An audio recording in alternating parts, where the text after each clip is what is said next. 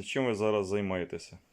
Я із своїх старих аккаунтів перейменував на мікробуси і людей перевозив за границю.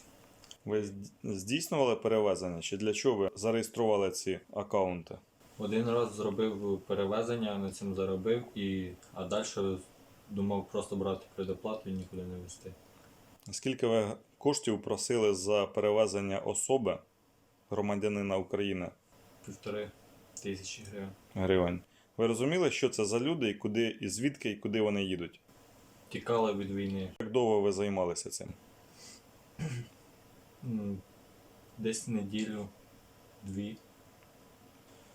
Для цього, для шахрайських дій, що ви використовували? Телефони, комп'ютери, планшети, яку техніку?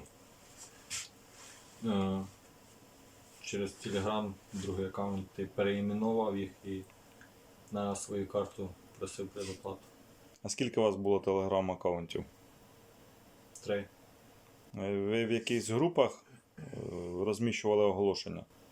В групах шукав люди, які шукають перевізники. Ну ви самі пропонували інформацію по перевезенню, чи до вас зверталися якісь інші особи? Сам писав. Самі пропонували, так? Ну ви розумієте, що ви скоїли злочин, до того ж аморальний вчинок? Так, я визнаю, Що ви визнаєте? що скоїв. Ну ви розумієте, що це кримінальний злочин? Так. Ви розумієте? Я всі кошти поверну. Ви знаєте свою вину чи ні? Ви знаєте, так? Да?